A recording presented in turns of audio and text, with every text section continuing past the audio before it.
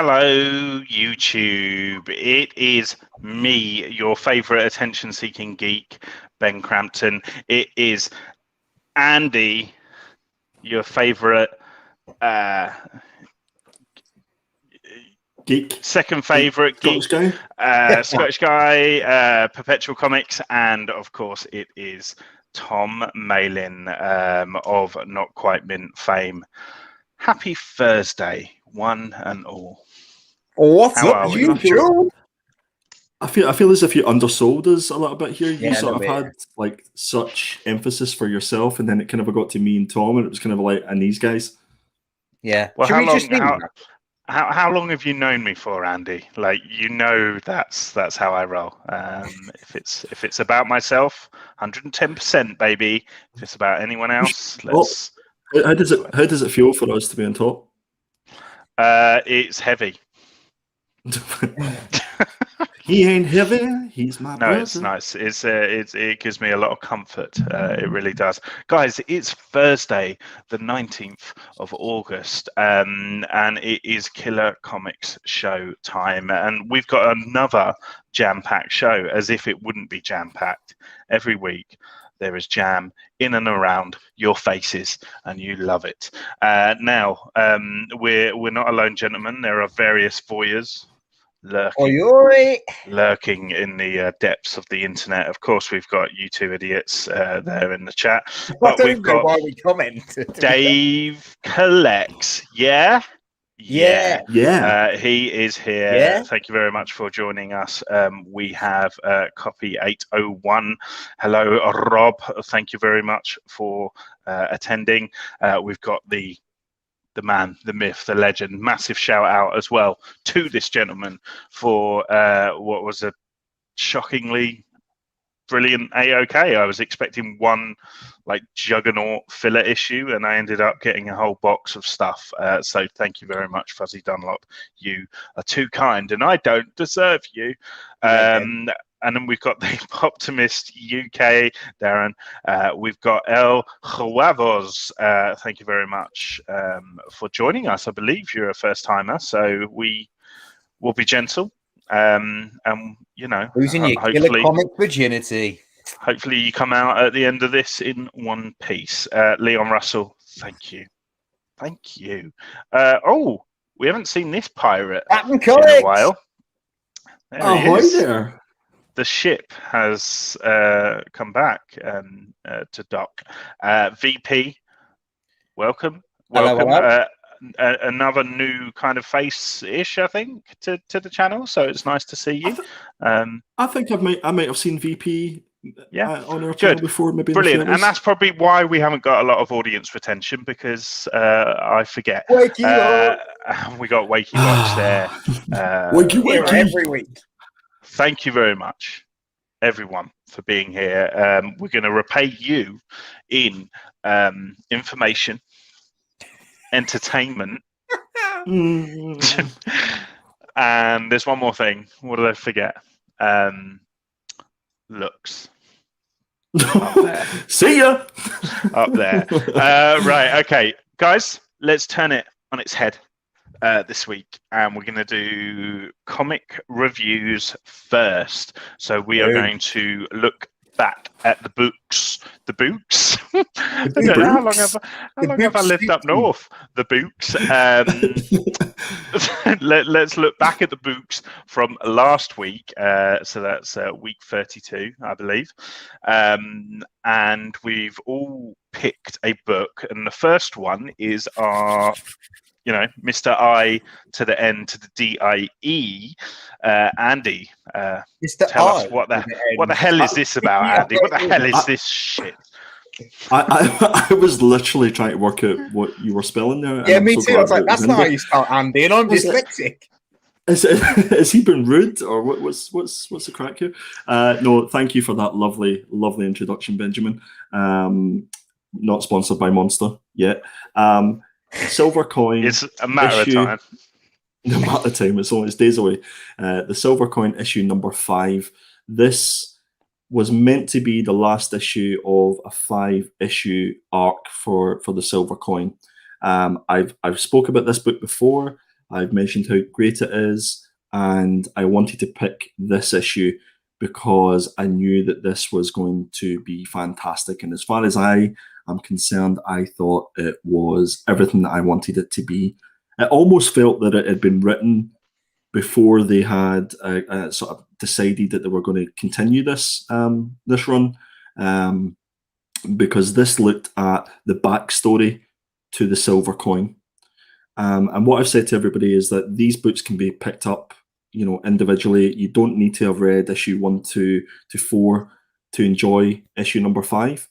What I did find with this issue is that it would do you a favor if you'd have read issue 1 to 4 to get a little bit of an understanding as to, well, what is this silver coin and why is it so important to the story.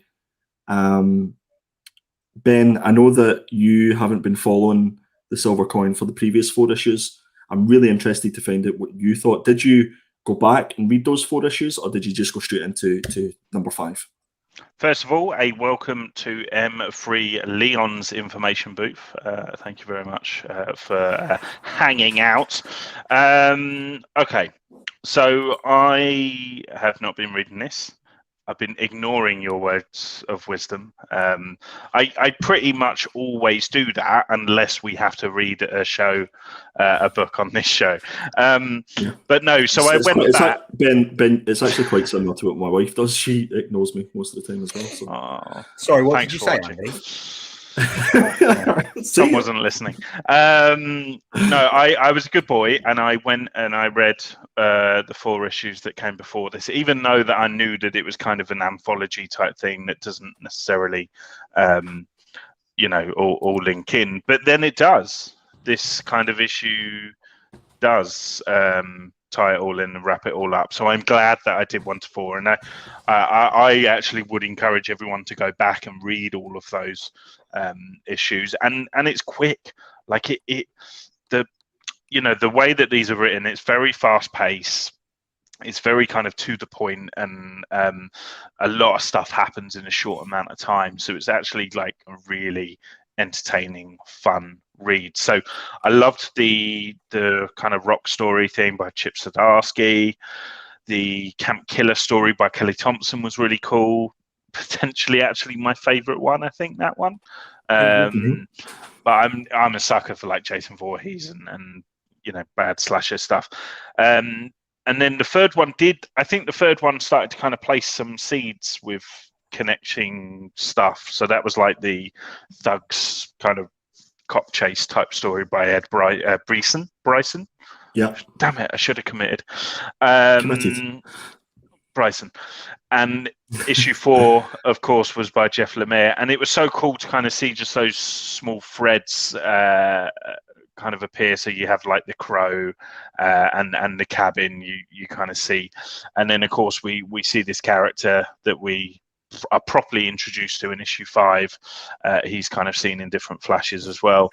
I did actually feel that this was maybe the hardest issue to follow, but I think that's because so much of the kind of the fabric of this overall story was put into this issue and not the other issues, It did feel a little bit like they knew that this was potentially going to be the final issue, and they tried to squeeze so much into this issue. And it will be interesting to see what they do with issue 6, because they're not under that constraint anymore. One of the people that you didn't mention was Michael Walsh, who does all the artwork for this. Cheers, Michael. Sorry. Which is kind of important because he's obviously taken each of those writers' stories and putting the artwork to them, and he hasn't missed a beat for all 5 issues. It's been absolutely to the point.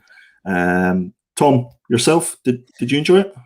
I'll be honest, mate. I didn't read issue 1 to 4, so I did the whole jumping in to see what it'd be like, because you said about it being a like an anthology. Skip to the good part. pick it up and read it.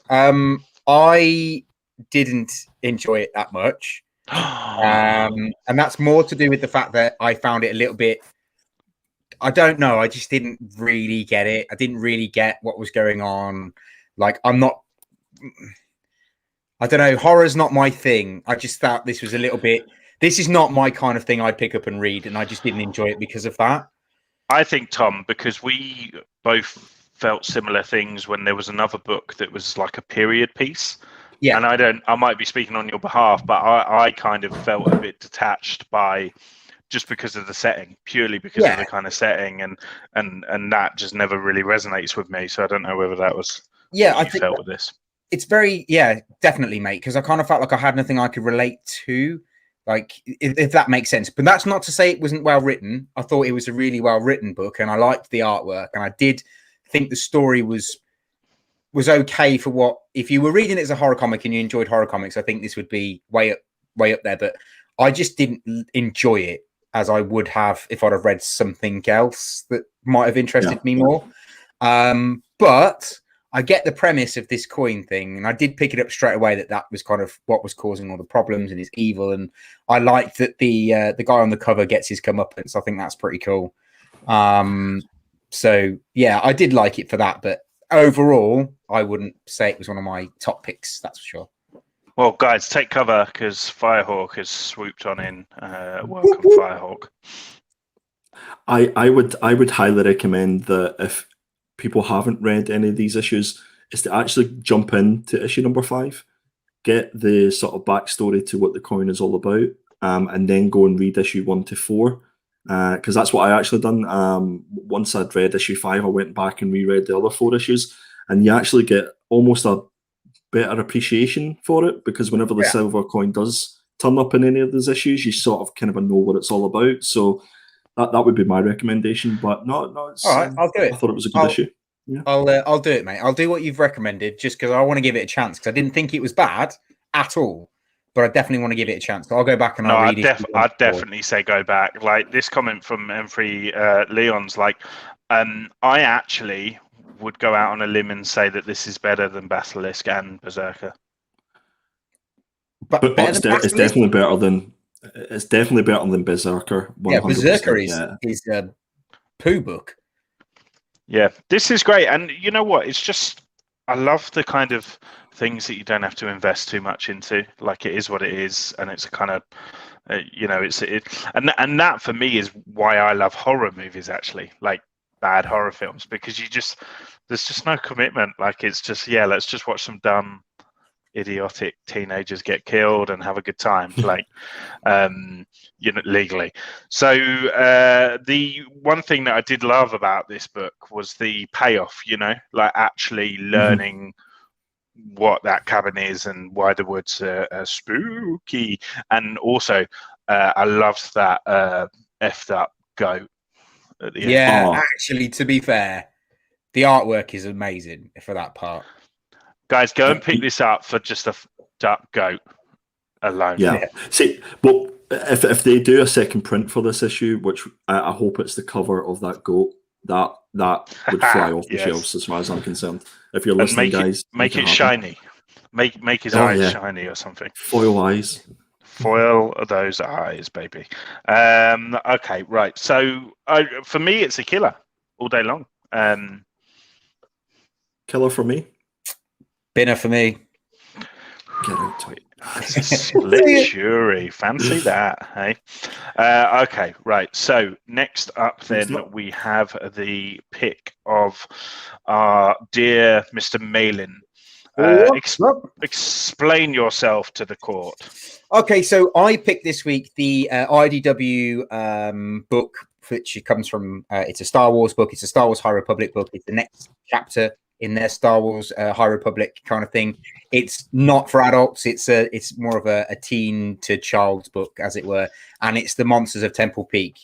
This one is based around a Jedi that's kind of fell off the wagon and is now a saber for hire, who goes around, taking on monsters. So a bit like a bounty hunter, but she only hunts monsters.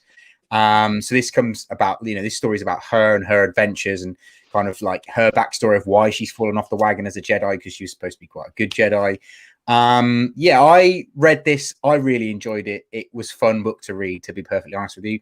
I liked that she'd got a purple lightsaber and she's like basically on the same level as Mace Windu. I thought that was pretty cool.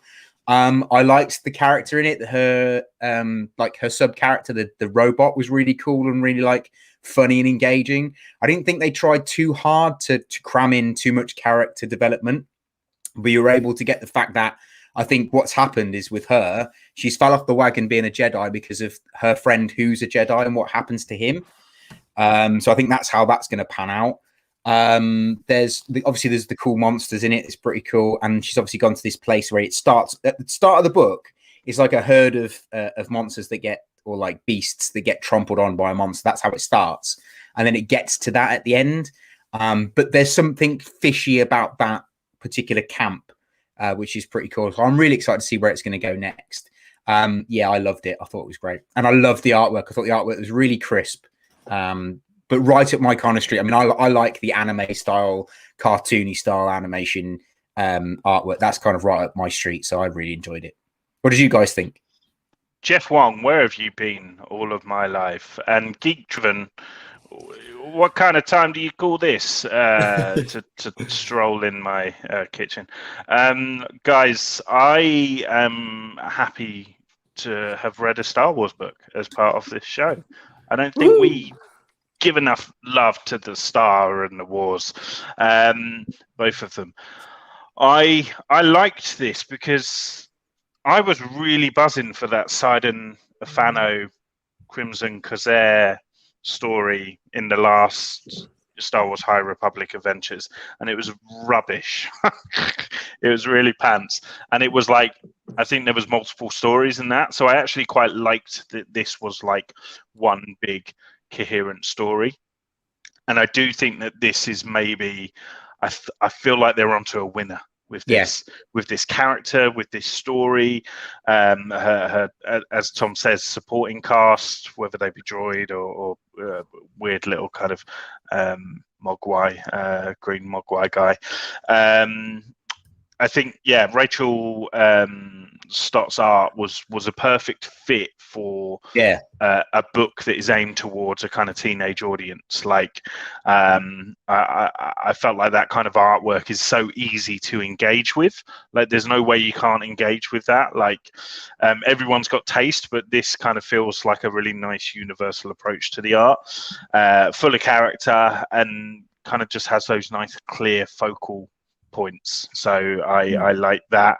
And yeah, it was quite cool to see this like renegade, you know, amongst the Jedis, because I think the High Republic era, the Jedis are all pretty kind of straight-laced, aren't they? Like, do you know what I mean? They're always a bit like that. I mean, I'm Sith all day long. Yeah, of course you are. No, let's be honest. I'm like Jabba the Hutt's dancer. If anything. I would say I was a bounty hunter. I couldn't be a Jedi. It's a little bit too. You can't do pretty much anything. Rebel scum. But yeah, no. I felt like this was kind of the most compelling character yet out of any of the High Republic stuff for me. I was really excited about High Republic as a Star Wars fan, and I've struggled to hold my attention. And yeah, I think this is probably one of the first books where I'm like, yeah, you know what, picking up the next issue, and I'm on board for this character. You know what, you say it's a purple saber, is it? I thought it was a pink saber. Vote now. Probably is the pink saber, mate, to be fair. I vote think now right. In the comments below, pink or purple.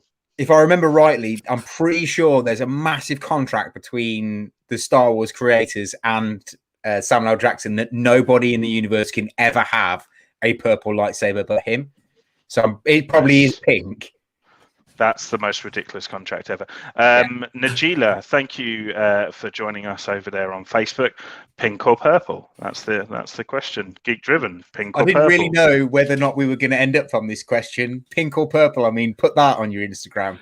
What colour's my saber? Pink or purple? Fuzzy Dunlop says purple. Oh my goodness. Andy, you are a fellow Star Wars nerd, so of course you need to weigh in. What did you think?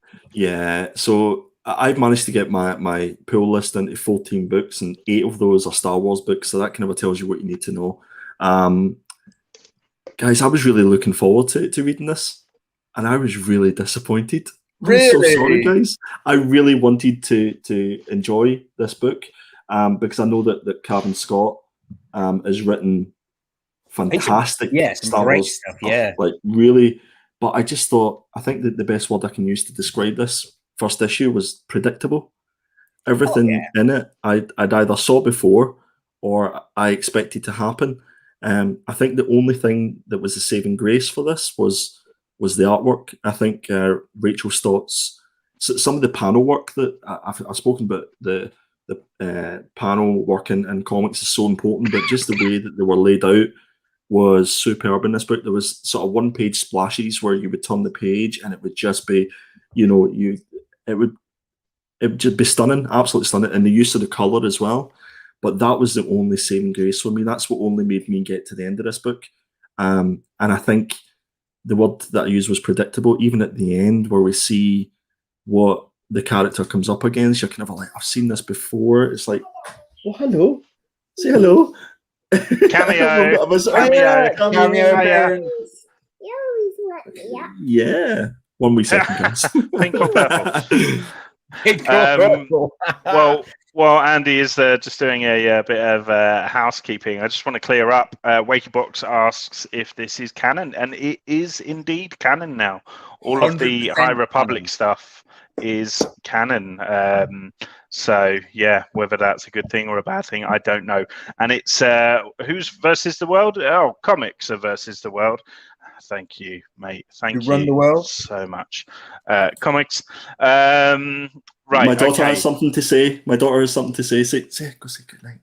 Good night. Good night. Look at that T-shirt game as well. She's awesome. She can stay.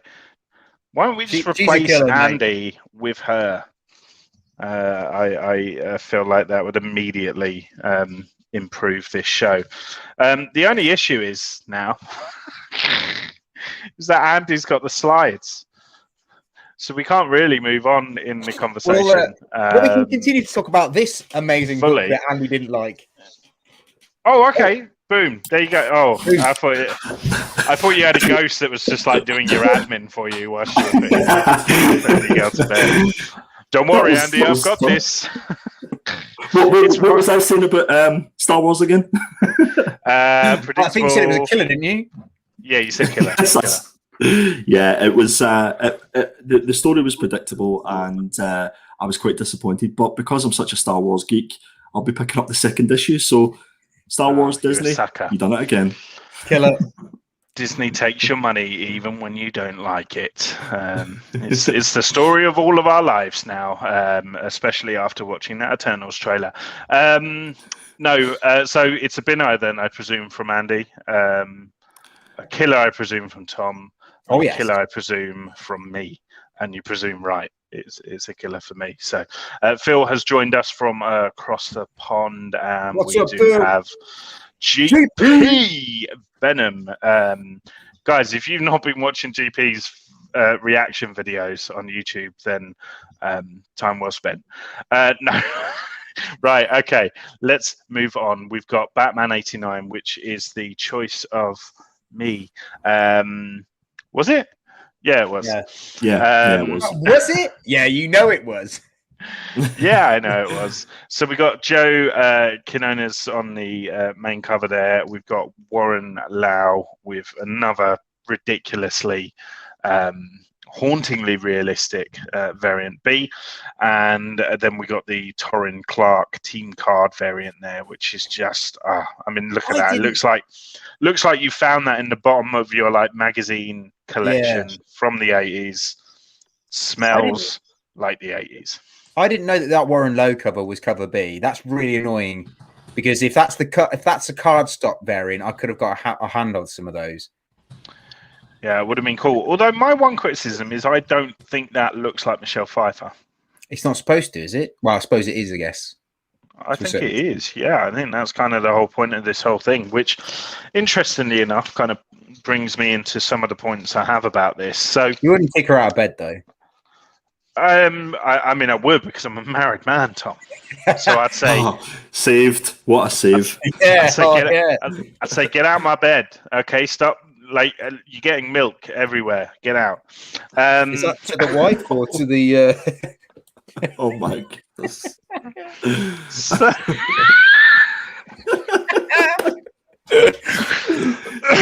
Excuse me. Okay. So Sam Sam Hamm, which sounds like some kind of like kids book writer, but Sam Hamm wrote this, and I actually think he does an incredible job. So the likeness, we were talking about the likeness there. The artwork, I think, is so consistent throughout, despite Andy sending me one panel which didn't look great. But it's bold and it's full of character, and I think the likeness to the actors, you know, from that original film are fantastic, and that's exactly what I wanted. And I know it's maybe creatively not, you know, the most creative thing in comics, but that's what this is, and it is selling on nostalgia. Put it down. Those lats.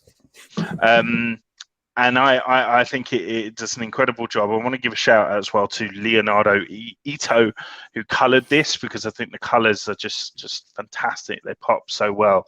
And yeah, I think Sam Hamm's writing, the likeness visually is matched by the likeness in the way that Sam Hamm writes, if that makes sense.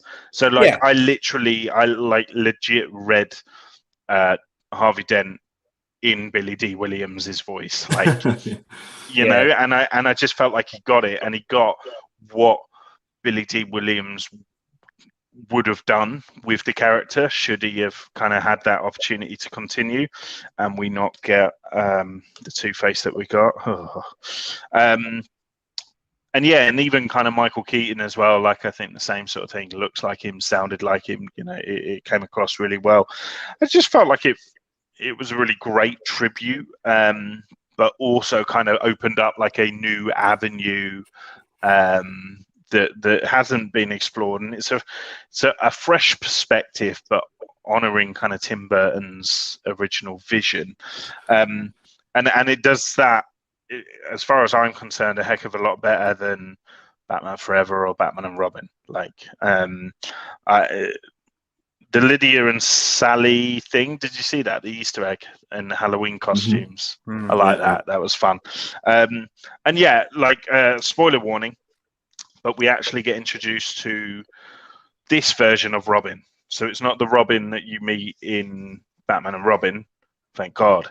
It's a new Robin, and I actually felt like this was a lot more of a kind of compelling take on that character. So I think it was always going to be a killer for me. It would have had to have been really bad for me not to like this, but I liked it. I liked it a lot. Go on then, Money Pants. I feel as if I should jump in at this point and say Ben. This was the worst Batman comic I've ever read. What? I think we were missold this from DC Comics. I think they tickled our nostalgia bone with this one, and everybody jumped on it. I think the best thing about it is the covers. I think all the covers that are there are absolutely stunning, and the other 20 odd that were probably printed for it. But this was downright rotten. It was terrible.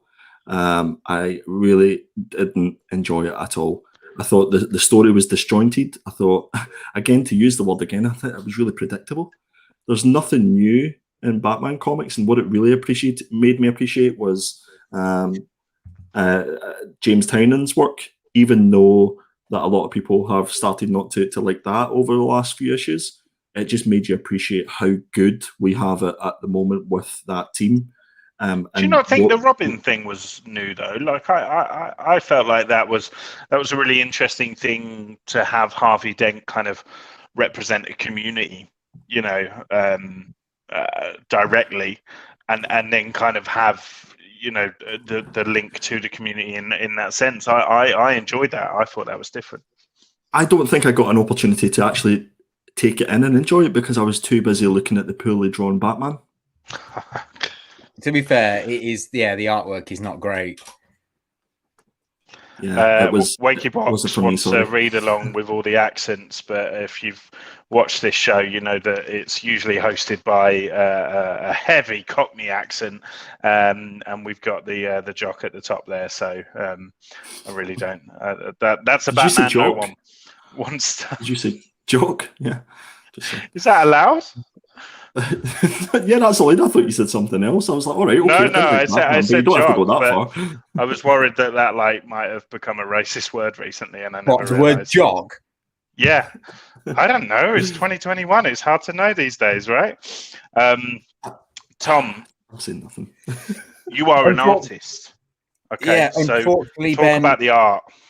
unfortunately, I can't back you up on this one. I would actually. I tell you what, I'm going to agree with a few bits. I agree. It felt like a bit of a continuation from the Tim Burton Batman, and I did like the way that Harvey Dent was in this. I thought that was pretty cool, and like you said, I was reading it as if it was the actors reading out aloud. I thought that was pretty good, but I would also agree with Andy. I think they massively tickled us with the nostalgia, and that's about it. The story's a bit weak. It's a bit predictable. And the artwork, from an artist's point of view, the anatomy is awful. I mean, some of the positions he gets into, I mean, that panel that Andy's just shown, your latimus dorsi muscle would not do that at all in any way, shape, or form. Hold on, Tom. You can't just throw out muscle names like that. Like we're all supposed to. Like we're all supposed to accept that. Tom, we can't see it. You'll need to take your top off. Oh, right. Okay, hold on.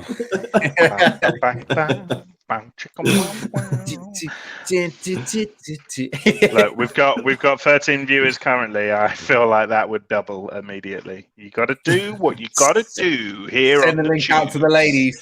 Okay, well, this is sad. This is a sad state of affairs. I'm sat here as a killer, and I've got two binners sat in front of me. Yes, mate. Yeah. Sorry.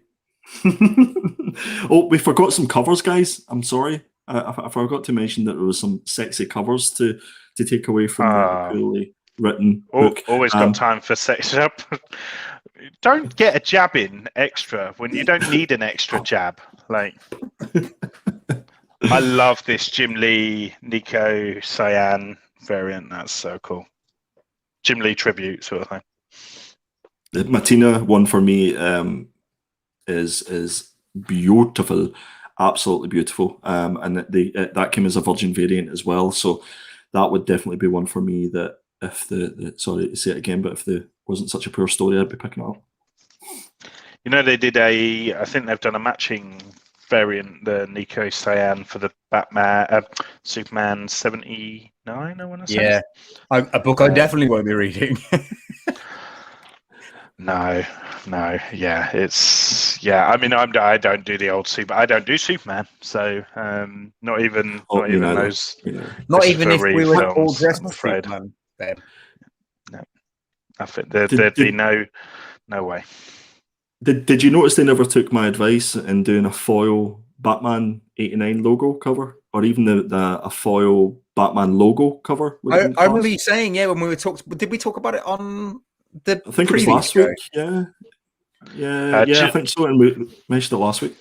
Because I remember you saying like that is a trick massively missed not having that foil. Just to clarify, whoever's that is her whip in her mouth. A whip, a cool whip. A whip. Hey, yeah, down with Superman. Anyone like Superman? I like Superman. Get out. Yeah, okay, bye. There's a thumbs down or two.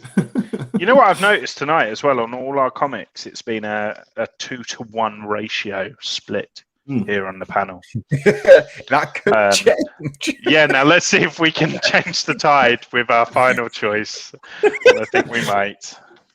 This is Charlie's choice, may I add. This is Charlie's choice. I want to take an opportunity as well to give a massive shout out to Charlie, saying lots of love to Charlie and his family at the moment, and Charlie will be back with us very soon. But in the meantime, he just picks crap comics that we have to talk about on the internet. So this is the Tyler Cook main cover, and cover B there by John McCrae.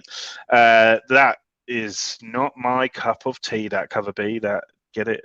I do love John McCrae's work. I think John McCrae's work's absolutely fantastic. And if I was to pick up a cover, I probably would have done that just because John's name's on it, to be honest with you. Guys, can like even if the covers are good or bad, can we deep dive into this story a little bit? If we like must. Charlie often says at the end of his Monday shows, 12 o'clock, his channel, that, you know, I don't see you, I'll see you through the geeky guy window. Literally after enduring this book, I wanted to throw myself out of said window. I didn't even finish it. I didn't even finish it. Oh, that's not fair. You have to like give this a go. I had real high hopes for this whenever I read the first few pages. I thought the artwork was good, but the story, I don't know, guys. But help me out here. Was there something that I wasn't seeing with this? Because I feel like I've been quite negative this week, but it was just poor. I couldn't agree with you more, mate. But I mean, I was looking forward to this one because of Jeff Lemire. Jeff Lemire has written some great stuff. I mean, Sweet Tooth's amazing. He read a really good Animal Man. So I was really looking forward to reading this. But I found that it was really, like we've talked about, the whole disjointed thing. The artwork was nice, but it didn't really match up with the story, I didn't think. I didn't get the story, apart from the fact that it reminded me of a Teenage Mutant Ninja Turtles issue and episode where they introduced the writer, and when he's writing and drawing, the books come to life. It just reminded me of that. And I thought, this story's been told a few times, and this isn't a really unique take on it. Yes, I agree. Yeah, it didn't feel unique. No. Well, what it reminded me of immediately was, I thought back to that Chip Zdarsky crossover. Yeah. In terms of the way it was a kind of meta thing, and immediately then I just was like, yeah, but that was better. That did this, but did it better. It was a lot crammed into that first issue, and I almost feel like this could have been better if we read the actual book. So the actual Unbelievable Unteens, and they did the first issue, the whole first issue, or maybe even 3 issues as the Unbelievable Unteens, and even if people thought it was pants, that was it. And then it's not until that 3rd or 4th issue where we then kind of jump out of that and meet the writer and stuff. Because the problem is, as a result, I just didn't care about the Unbelievable Unteens. I didn't know who they were, and it was kind of, I felt reading it like it was kind of like they were trying to go, you know, this guy, the Unbelievable Unteens, you know, that character, right? Yeah. You know, and I'm like, no, I don't know. I've just started reading, so true. It did not land. I just think they tried too hard to get you to fall in love with both characters very quickly in a small space of time, whilst also trying to give you all of the story. And the fact that the story's been written by one of the characters and they're now living it. I think it was just far too much to take in one issue. I would agree with this character. How annoying was this character? So annoying. It wasn't even lovable. I wanted to punch him in the face. But I think you're right, Ben. I think if it had started off how it did with her at the Comic-Con, writing it, drawing it, giving out whatever it is that she was doing, and then you see the next character, they're chatting about it, and then it just cuts to you reading the book about them. That would have been better. And then come back to what all this crap that's going on. You didn't need it all in one book. It was far too much to take in one go, and the character development was shocking. It did make me miss conventions and miss true stalking creators and stuff. Supporting creators. So there was that. I did like the con scene. I felt like that whole picture was painted in a good way. But it lost me a couple of pages later, unfortunately. It's a shame. And it got me to the point where I started to skim, boys. I started to skim. Well, I fell asleep and then can't even remember if I finished it. This is the universal sign for skimming. Is that your skimming fingers? Benjamin? It's my skimming fingers. Yeah, this is Mr. Tumble. It's the sign language for skimming. I think Fuzzy Dunlop sums it up absolutely beautifully in one Absolutely, Scottish word. Not that one, the other one at the end. Return of the Mints. Yeah, we need to get a logo that pops up a little bit like the spoiler one, and it's just Return mints. of the Mints. Yeah, Fuzzy Dunlop Sorry, just Jeff. needs to change his name to like Mints Dunlop or something. Catchphrase. Fuzzy Mints. Fuzzy Mints. So Fuzzy Mints.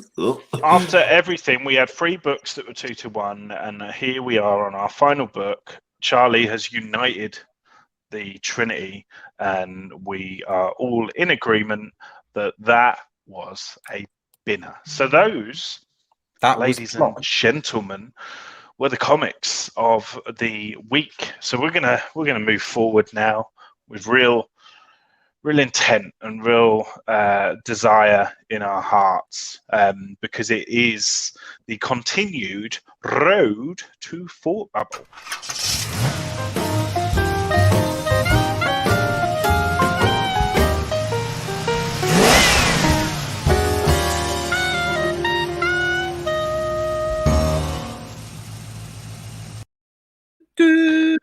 Beep, beep, get out of the way. I'm going to miss that video. See, whenever we eventually get to Thoughtbubble and the weeks after that, we're not going to be able to show that. Can we not do it in reverse?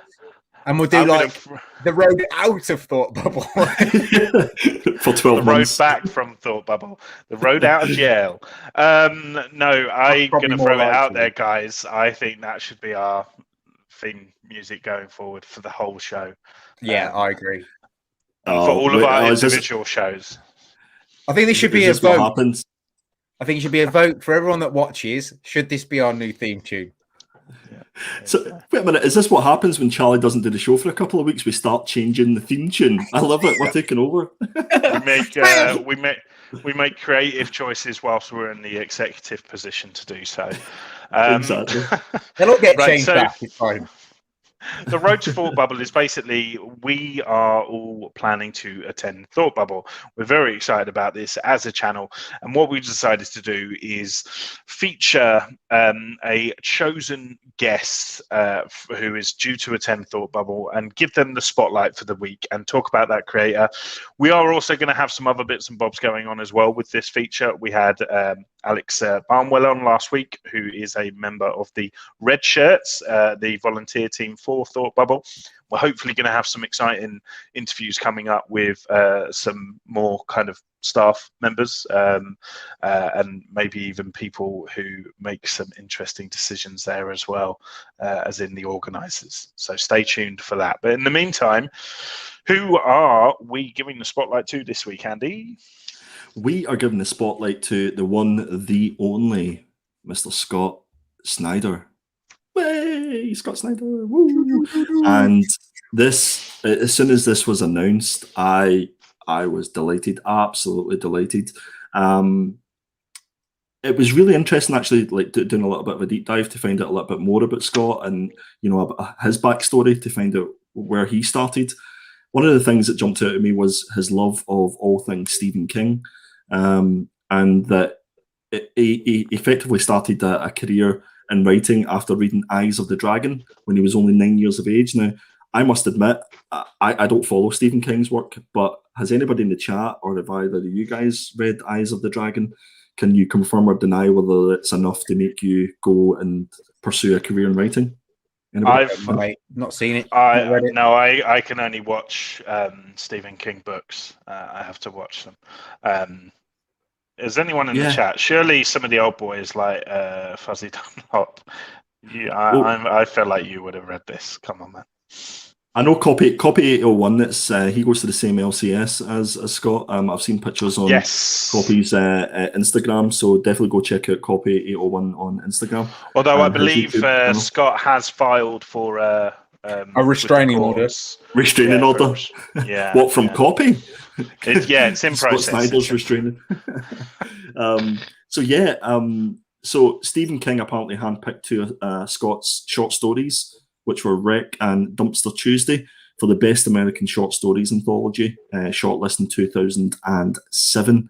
and Scott attended the Brown University, earning a creative writing degree.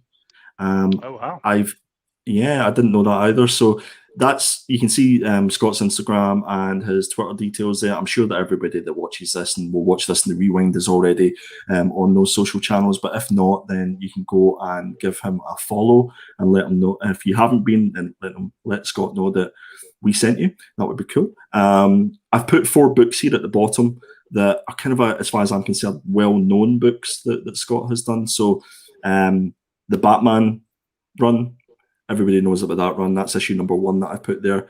Some of the work that he'd done with Greg Capullo was, dare I say it, groundbreaking. Did he do Court of Owls? He did, mate. Yeah, he is part of Court of Owls. Yeah, like Andy said, that Batman run is groundbreaking. My only criticism is the death metal stuff that he did with Capullo isn't very good. Yeah, that was definitely like left field for me whenever I seen that stuff. Even just some of it didn't feel like Batman to me, I guess. Yeah. Whenever I was reading it, but it almost felt like it was him just doing what he wanted to do, which he was allowed to because it's Scott Snyder, I guess. Yeah. And anybody that's done Detective Comics, the Black Mirror run, can do anything that they want to do as far as I'm concerned, because for me that is arguably the best Batman run. Don't at me, guys. Let me know in the chat what you think the best Batman run is. Is there anything better out there than the Black Mirror? I'll be letting you know. Batman 89. Oh jeez. Oh, yeah. Jesus. And then we've got Witches, which is due to have a movie that's coming out. And he done that with my favourite. Can we say the word again, Ben? That artist that I love so much, Jock. Yeah, he done it with Jock. Sorry, Ben frowns whenever I mention Jock's name because I do it all the time. And then he done Undiscovered Country as well, which was a good run, but probably not as probably famous as the other ones that I've mentioned there. Guys, have you read any of this? I guess you've read the Batman runs. I've read the Batman, mate. Both Batman. Yeah. I think I've read a bit of Undiscovered Country, but I can't remember, to be perfectly honest. Dave collects is throwing the gauntlet down with Batman Adventures. Original Batman Adventures. Batman Laughs. Okay. No, Fuzzy. No, we need A Long Halloween, mate. Actually, Hush is one of my favourite bits. That's been Year 1. Long Halloween, Hush, yeah, all very good. Phil always coming to drop some knowledge. Wherever he goes, he just drops bombs and leaves like a true American. Right, I'm off. And Andy, I believe you've prepared some deep research into Scott's, not life, because that would be weird, but his work. No, yes, I've tried my best. Rather than sort of doing a deep dive into the books that I've shown the covers of there, I just wanted to go back to his early work, similar to what I've done with Ram V and the other guys that we've showcased. So first up is The Wake, and this was a book that was done with Sean Murphy on art, and I love Sean's work. I think it's absolutely fantastic. Yeah. Have either of you heard of this book? This is a Vertigo book, so this is obviously going back in the day. 2013. I have heard of this one, but I've not read it. I can't believe I've not heard of this because of that creative team right there. But I am literally going on eBay immediately after this stream because I need that in my life. I only know of this one because of Sean Murphy, and I follow him on Instagram, and like I love his artwork, and I've seen this a few times. This cover. Perfect. No, that's exactly what I want to get out of this. I want to sort of focus and showcase books from these creators that people might have not heard of or might have not read, so they can go and source them, and whether it be in the trade or whether it be in the individual issues. Had A and B covers for all. Yes, it did, absolutely. And Sean Murphy's artwork in this, I love Sean Murphy's artwork, full stop. His writing is up there, specifically with his Batman work. But this particular book is like a sci-fi sort of horror book, and it's it kind of looks at the origins of human history, and it's kind of like an how can I explain it without giving too much away? What I'm going to suggest for this one, guys, is I'm not going to give you a synopsis. You can read a little bit of blurb there. You can check it out in the rewind, but go and actually try and find this book and go and give it a read, because I'd be really interested to find out what other people think. And the first thing is forget that it's a Scott Snyder book and forget that Sean Murphy's doing the artwork, because you know what they've done, recently. Just take it at face value and let me know what you think. Tom, Ben, I'd love for you guys to do that as well, and maybe we can revisit this one to yeah. Well, I'll tell you what, Scott, even though I may have just offended Americans, we'd love for you to come on the show, and then maybe when Scott comes on the show, we can give a little kind of retrospective look back at some of his work, and this can be one of said works. That would be so cool if we got to do that. Yeah, definitely, I'd be well up for that. Charlie, if you're listening, get that email sent now. It'd be cool if we could do. We do our review show at the start of the show. We should do a one-off video where we kind of all pick a book that none of us have read and read it, like whether it be old or new. Nice idea, but also the second creative change that we've made tonight in Charlie's absence. Within 10 minutes. I mean, like a standalone video, not within this, not changing the Yeah. Don't change what already works, baby. Next up, this I have heard of.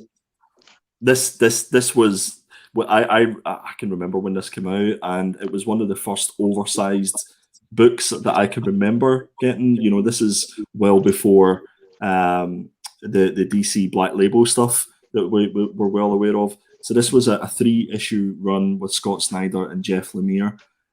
Jeff was doing art on this one, and this was going back to 2016. So the synopsis of this is: what if we found a cure for death, set in a future where a genetic cure for death has been found? Years after the discovery, one man starts to question everything, leading him on a mind-bending journey that will bring him face to face with his past and his own mortality. And that's the only synopsis that sold this book for me back in 2016.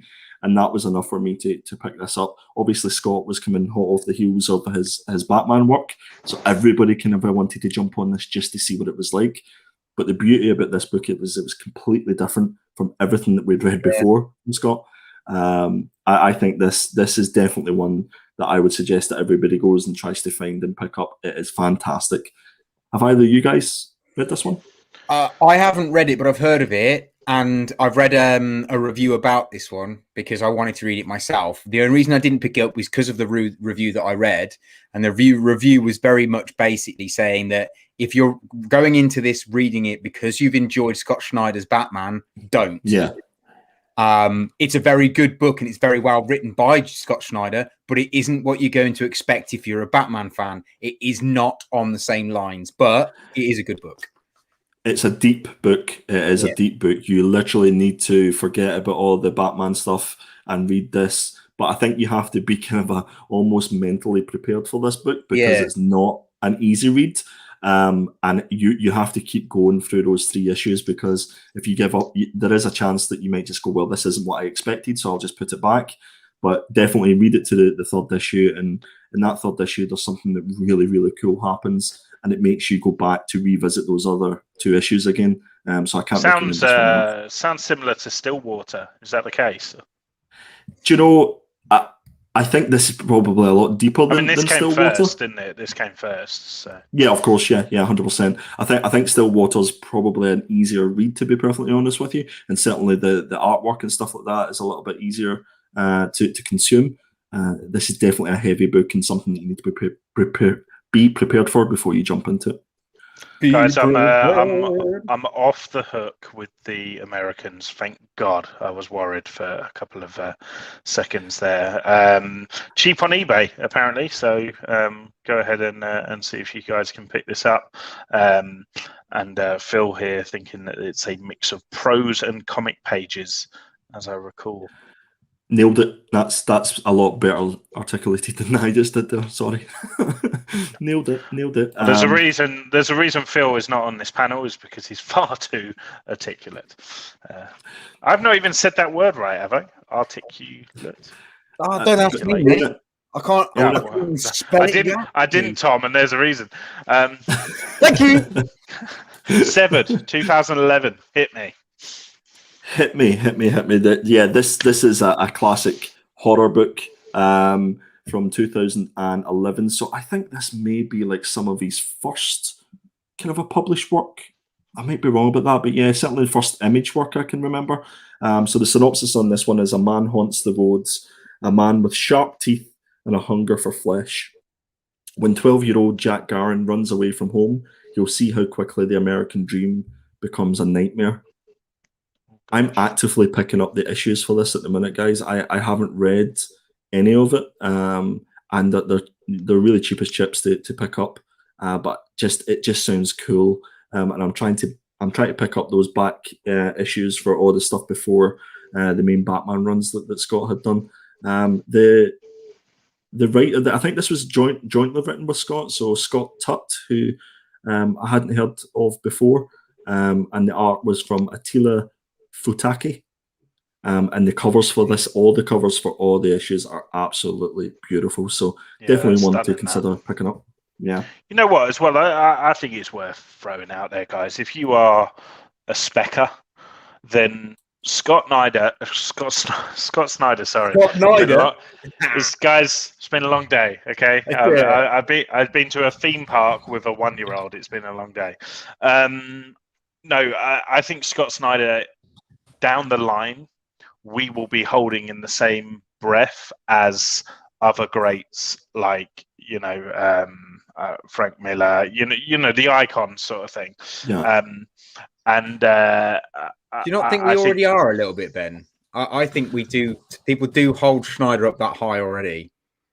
Yeah, I still don't think, like, I mean, you look at Thoughtbubble, for example, it's not like he is like top of the billboard, you know, like he obviously, to some Batman fans and stuff, he should be, but I think he's getting there. He's getting there. Like, I think it takes a while to kind of reach that, like, immortal kind of like Stan Lee kind of level, you know, like, but I definitely think he might be down the line. And I think stories like this Severed, you know, things are getting optioned here, there, and everywhere.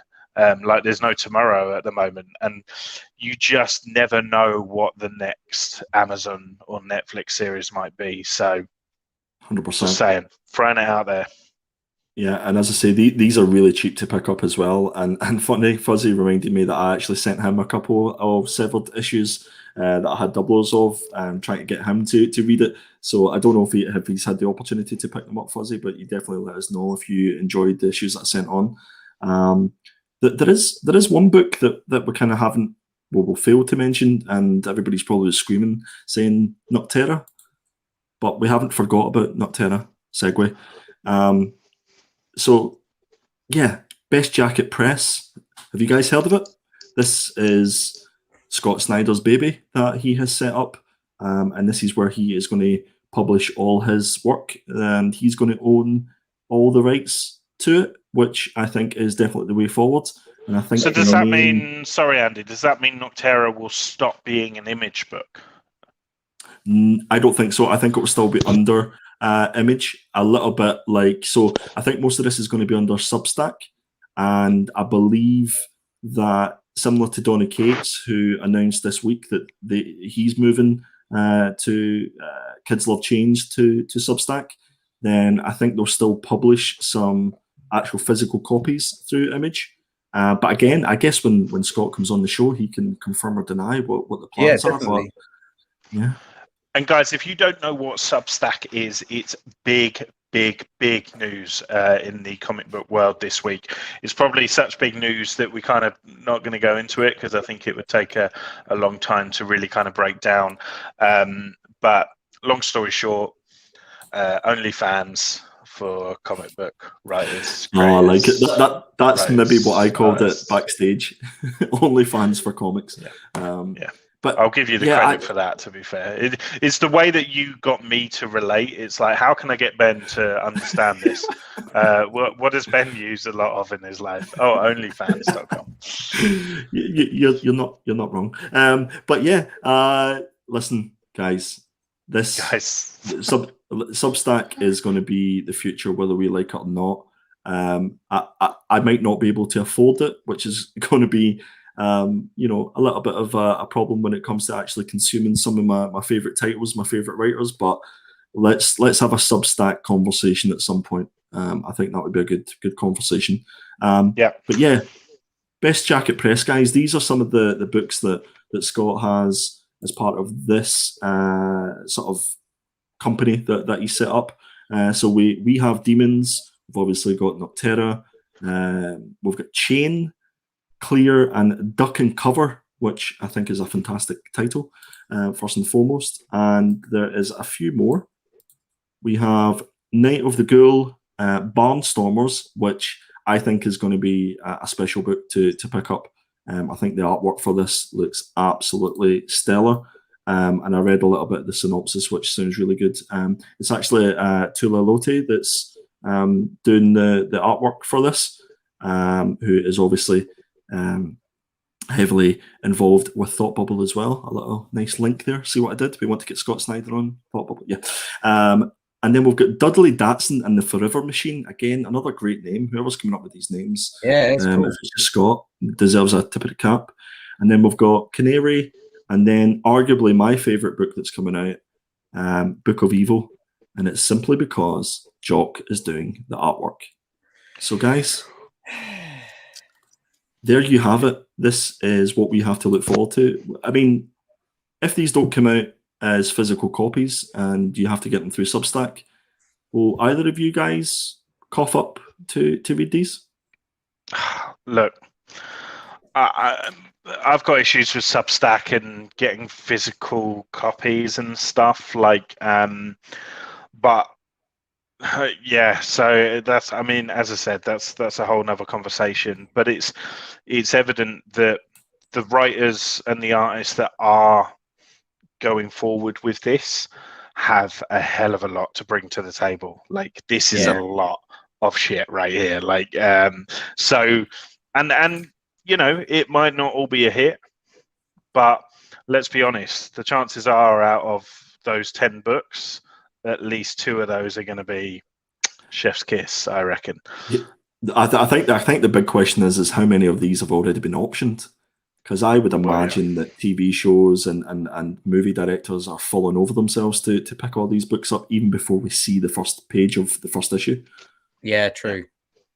Do you know? We've got a horrifying prospect here with the Spine Ticks boys and us Killer Comics crew joining forces. Wrong camera. I looked at that camera and I'm not on that one. I'm on this one. Multi-camera, guys. Nice. There you go. Lovely. Okay, so that is the Road to Thoughtbubble for this week. Thank you very much, Scott Snyder, for letting us say your name at least 22 times within the last 15 minutes. We plow forward now with intent, and we ponder the question, what if?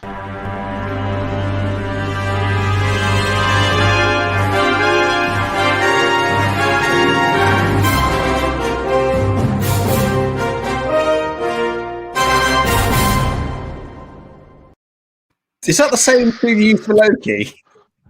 It's the same theme I use for all of the reviews, Tom. Thanks for consistency. No, I like it's a brand, isn't it? Sorry, mate. Exactly. Guerrilla marketing, baby. You know what? First things first. The little intro I said there about pondering the question. Like, who uses the word ponder? No one. But the way the watcher delivers that as we ponder the question. Absolutely fantastic. It's so comic book. Like, it's so ridiculous. And like, it I feel like, you know, Jack Kirby would just be like, just up there, just going, yeah, great. Like it's so old school. It's brilliant. It's brilliant. Okay, so what we're going to do is we're going to break this into the first 2 episodes this week. We were doing Suicide Squad last week, so we decided to sort of carry over the first episode. So we're going to do 2 episodes this week, and then every week on a Thursday we will review the brand new episode of What If, up until the 9th episode, I believe, is the last one of the series. 9. Oh wow! But they've already pretty much kind of they're cooking on gas for the 2nd season already, I think, if not already kind of got some of the stuff ready. So that is it's an exciting prospect. Jeffrey Wright, is the voice of the Watcher. He's doing God's work, or the Watcher's work, as they should say. We've lost GP. He hasn't watched it yet. Come on, man, you've had time. You've had a week. Wait, hold on, Tom. I don't get me started, because like I don't have the time to watch an episode in 24 hours. I've got too much going on. You can go and sit in timeout with GP Venom in the naughty seat. I've watched episode 1, but episode 2. So episode 1 then. So episode 1 is basically asking the question: what if Peggy Carter received the super soldier serum instead of Steve? So, guys, I've watched this 3 times. How? I'm obsessed. I'm obsessed with this. And a lot of people are out there going, well, it's basically just Captain America, the first Avenger, in a Peggy Carter skin. And it's like, well, yeah, but that's great. And I'm okay with that. And it's brilliant. And some of it's even a bit better and a bit more interesting. And it just kind of has me fantasizing about the prospect of this in a live action. Fantasizing. Wow. Fantasizing. Wow. I sometimes, when I have a moment, 5 minutes. 2. It has me fantasizing about this being in live action, like the way it plays out and the kind of the animation style that they've gone through. Just you automatically envisage it in a kind of live action way, and I think the way that it's like completely mirroring shots for shots, and there's almost, dare I say, nostalgia attached to it now, because the MCU is over 10 years old, and some of these films are older films now, and you do kind of get a lot of member berries kind of come up when you're watching it again. And I mean, I was thrilled to see Dum Dum Dugan again. That's I need to throw that out because he's my boy. But yeah, I think the Peggy Carter transformation. Oh my gosh, you guys know I've got a bit of a penchant for a muscular lady. It's no secret. My wife is aware. Hi, babe. So when Peggy goes in and comes out buff and big, oh boy, I just take a moment. It is pretty special. It's amazing that effectively for the last 2 episodes of this, the MCU have been tipping their cap to the MCU on every single minute of this, and I just think this is the MCU's masturbation intro. This is the MCU telling us we're still here, guys. And for everybody that thinks that DC might have one over us with regards to animation, holds my Captain Carter sized beer, because this was great. You say that. I enjoyed the story, but I thought the animation was cat. I'm not being funny. They've spent a lot of money on it, and the cell shading is amazing. But if they spent all that money, they could have got the lip syncing right.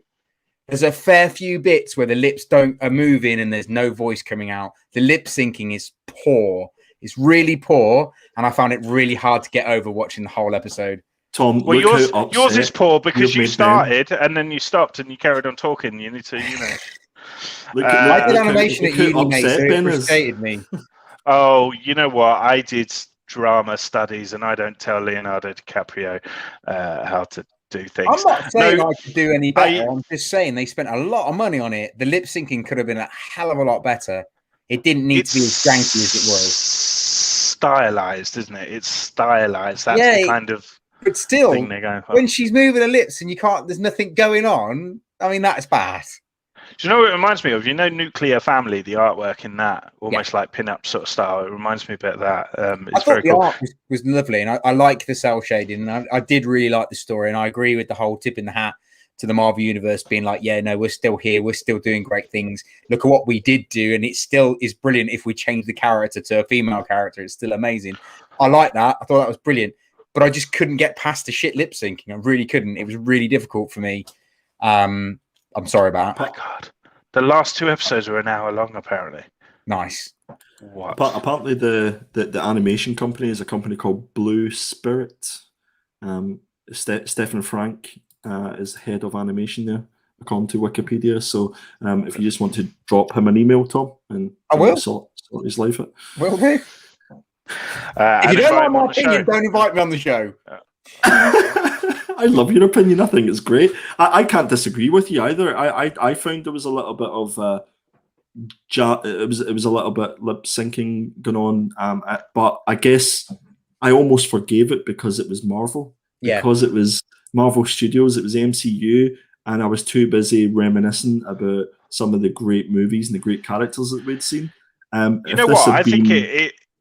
Sorry, Andy. It takes some adjusting to. But I think it's because we've never seen anything like this before. We've never seen artwork like this, animation like this. I don't know. And in fairness, like everybody's expectations are so high because the movies have been so great. So I guess anything that those guys put out wasn't going to meet everybody's expectations. Mm-hmm. But I think you're absolutely right, Tom. The least you would expect with an animation is that they would get it in sync all the time. Is that an effect that they were going for? You know, did we see that in the second episode? I can't recall really seeing it that much in the second episode, to be honest with you, but I don't know. I don't know. I mean, it probably is me being overcritical, but it might also be because I think they possibly might have rushed it to get it out. And I think it's really apparent that they tried to rush it to get it out. Because I think people have been waiting for this for so long. And he announced it a while back that it was going to happen. And I think they were like, right, we're almost there, boys. Just allow it on through. Like, we'll get it done. Because animation takes a long time. I mean, every second is 25 frames. So that's 25 pictures being taken every second. And imagine you've got to make those models, those 3D models. You've got to cell shade those models. You've got to move them. You've got to make sure they're in the right position. If someone tells you after you've done 5 minutes of work, that's not quite right, that lip sync doesn't work, you've got to do all those 5 minutes again. Is that potentially you been critical from the perspective of that's kind of like your expertise, and that when you're watching it, so it's like when you're watching it from a technical perspective as opposed to a purely enjoy for the story and what's actually been presented on screen? I would definitely agree with you. I mean, I started off watching it, enjoying it, but when the lip sync went wrong on her face, I couldn't get over it, and then I just felt myself being like, right, well, that's not right. You know, they've not quite got it right here. But then I found myself being a bit like I said, it takes 25 frames per second. So you've got to give them a little bit of leeway, I suppose, if the lip syncing isn't quite right, because that is a major fix. If they've not done it right the first time and then they've done the whole hour, that's a huge fix to go back and do. How many frames is that for the half hour? It's 25 frames per second. I'm joking. I don't care. There's some more. Thanks for asking the question, Bellend. There's some more opinions here. Oh, we've got a domestic. We've got some more. It's so easy. Look him in. The Poptimist UK watched it with his 2 lads, and they loved it. Fuzzy Dunlop preferred it potentially to the first of. I think that's harsh because it's not film, is it? It's like half hour, and they're kind of getting everything good in there, so you don't kind of necessarily get anything else. And then we got a late bloomer, MJ Comics. I presume that is James, so welcome very much is apparently a new thing. It takes South Park 3 hours to knock an episode out. Yeah, I've heard of the ridiculous turnaround with South Park as well. But But they're then, mad you at know, their craft. yeah, and to be fair, they're not having like, you know, Peggy Carter ride Hydra Stomper around. Can I just Talking say as about well that 3D. that sequence, South Park, up your game. I love South Well, no, Park. I mean, South Park's amazing because if you think about how long it took them originally to make an episode to how much they do now, shows how much they've come on in their career and how better they are at what they do. True that. Wow, Tom's really got beef with the animation on this thing. I want to say as well, my career. the sequence with the Hydra Stomper and the you know, bugle cool rag music in the background, like burr, burr, burr, burr, like the old kind of school music. I just felt like that was the sequence that the first Avenger actually missed or lacked. There wasn't that kind of iconic like sequence that was done in such a kind of fresh way that, you know, and I really love that. I love the way it kind of stopped like a poster, you know, when she punched someone, and it was all done in like one shot. I just felt it was just so cool. To be honest, Tom, I think I was blinded. I was blinded immediately when Peggy came out in that blouse with muscles. Okay, so for me, I loved the first episode. I'm interested to get a rating. I know we don't usually do this, but now we're doing this. Another creative change. So I am going to give episode 1 an 8 out of 10. Wow. CGC rating. I'm going to give episode 1 also an 8 out of 10. Tom, just before you say your rating, just look at this comment and just think about it. I might give it a lower rating now. What, 6.9? No, to be honest, I would give it a rating of 8 for its story and just how good it was for like the nostalgia side of things. I thought it was really good. So yeah, I will give it an 8. But the reason it's an 8 is because I don't want to give it any more than that because it doesn't deserve it. Okay. Right. Episode 2. Episode 2 for me is a lot. I see ya. Is a lot better in the sense that this really is a what if, because the first one, I think there's still so many similarities, and like what's beautiful about that first one is the romance between Steve and Peggy, and it kind of proves and it ponders the question, you know, is love fate or destiny, because it was always meant to happen, however big she is, however small he is, vice versa, you know, it was always meant to happen. And I loved that whole little thing. But anyway, it plays out generally in a very similar way to you know, the first Avenger, whereas this episode 2, wow, goes off on a completely different tangent.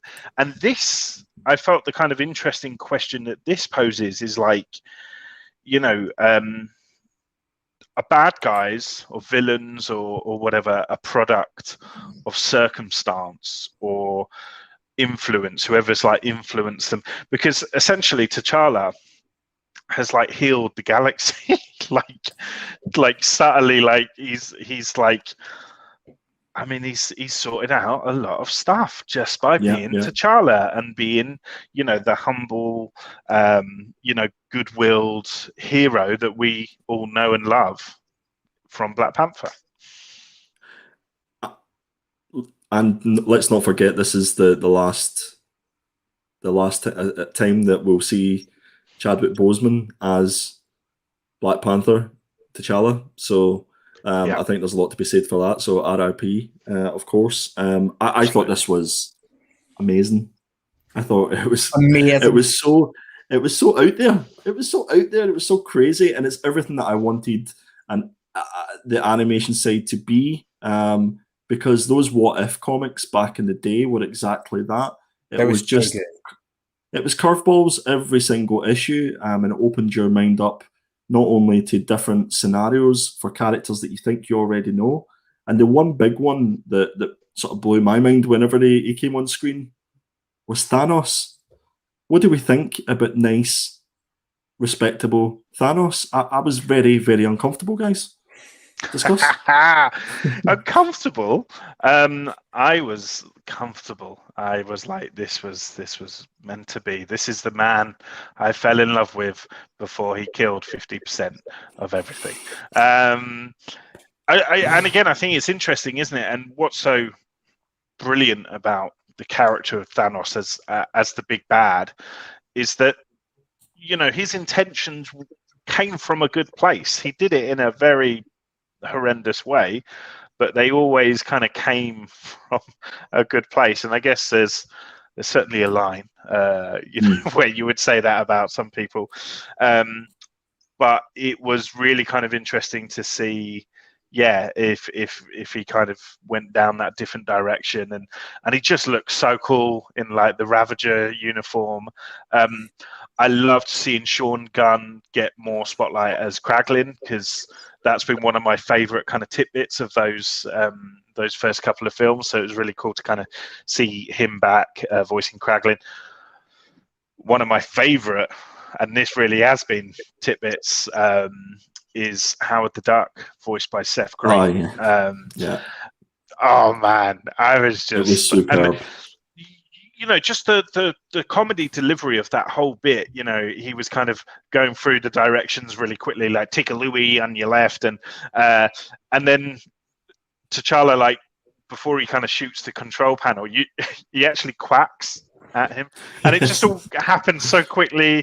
And he's got his martini, and he obviously goes to the bar, which was like a lovely kind of Star Wars nod, but also that looked like exactly the same bar and robot that is in the Thor Ragnarok film, where Valkyrie goes to have a point. So, and that was just one of countless amounts of like MCU rather. Did you notice one of the big Easter eggs that I spotted kind of straight away? Before I go into it, I think the beauty of this particular episode is it's one of those ones where you could go and watch maybe 3, 4, 5 times, because you'll find something different in it all the time. But those different things that you find are actually really recognizable with all the movies that you've seen before. I think that's where this What If series is going to win the game. But the big Easter egg for me was whenever he was flying in his spaceship, and the name of the spaceship was Mandela. I don't know if you guys noticed that. And I was like, that moment there, I was just like, guys, drop the mic moment when they named the ship Mandela. I just thought that was a huge respect to Chadwick. So it was. Yeah, very, very cool. And I felt like Chadwick's grace and charisma that he has in the role of Black Panther completely shone through in just a voice performance as well. Like, it's just a voice performance, and yet, or you know, that iconography that he has created around himself really kind of comes through in the voice work. And there was a comment here from Dave Collects, to say that Chadwick is going to be back to voice a few more episodes, which is going to be really, really cool, really fun to see. Different to the first one in the sense that you kind of we're not necessarily seeing yet how they're all tied in. You know, this episode kind of just finishes. The first one did have a little moment at the end where you can kind of see how Peggy Carter might kind of lead into the other stuff. So that was an interesting choice. So it'll be intriguing to kind of see how they tie Star-Lord in. And a lovely comment here from Geek Driven saying about the meaning of Star-Lord and how he kind of deserves that name a little bit more. Gotta say, doesn't look good for Peter, does it? Like, it literally shows what a piece of he is. No, I feel bad for Peter Quill and the rap that he is kind of getting at the moment, especially after like the events of Infinity War and Endgame and things. I love Peter Quill because of his imperfections. Yeah. You know, I think that makes the character as well. I think exactly, you know, the Star-Lord has a little bit of imperfection. He's not perfect. Yeah. And I look at like T'Challa as Star-Lord, and I think, it's lovely, it's positive and stuff, but it's not. It would never resonate with me that I don't trust Nice people. No, and you know what though? Jokes aside, it was a real kind of expression of like, here's what positivity can do. Oh yeah. It was a feel good factor was definitely the main thing in this, and just out like it had that sort of wackiness of Guardians of the Galaxy.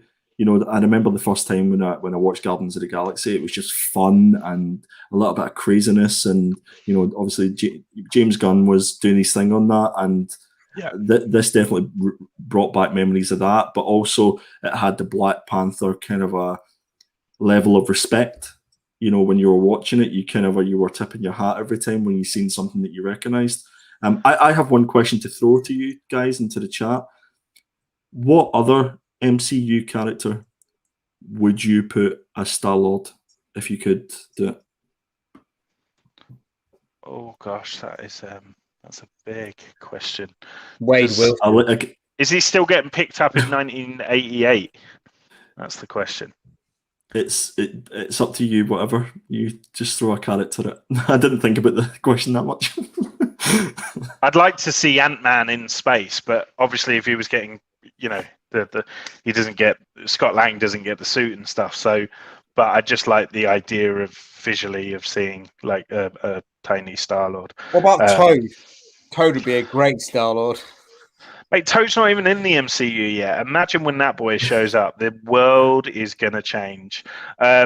We did, of course, get Ego at the end of the episode, and I loved that scene. I loved that kind of Peter appears to have led a very kind of ordinary life. He's cleaning up at the end of the night at a fast food chain, and I love that he's kind of still got his 80s, nostalgia in. So it might be that his mum has still kind of passed, and he holds on to the 80s stuff, as a memory. And it was the same fast food chain that's in the movie as well. Yes, yeah, where the seed is planted, so to speak. Scott Lang, James, and absolutely right. Quill would have had relations with Nebula, and let's be honest, wouldn't we all, with that blonde wig? Paul Rudd in anything. Here. I've got to say as well, all of this wonderful. T'Challa, Cha-Cha, whatever you want to call him, wonderful. But guys, the real breaking news of this episode is that Cosmo is back. The good boy Cosmo. He's a good boy, Cosmo. He's a good boy.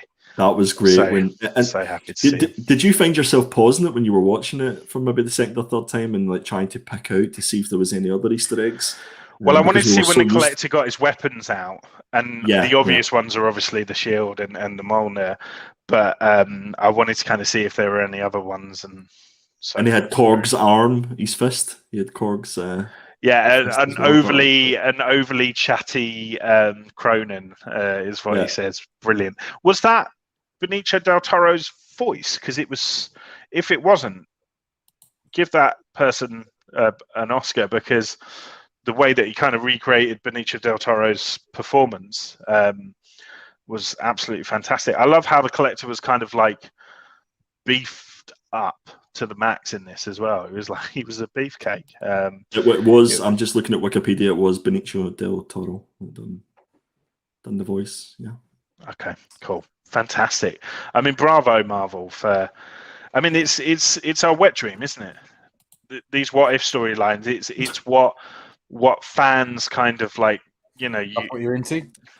Ben, I am into it. Drag us in. Do not drag me and Tom into any sort of conversations that lead into wet dreams and put yours. I think it's probably a good time that we end this and we go into some killer keys. What do you think, Benjamin? I think it's a perfect time to do that. Oh, we have, just like last week, we have delved deep into the internets to find some of the first appearances of some of the major characters that we've seen in just the first episode. So we're going to, and just FYI, some of the characters are in the same issue as well, so you might see that repeated. So if any of this is wrong, guys, let me know in the chat.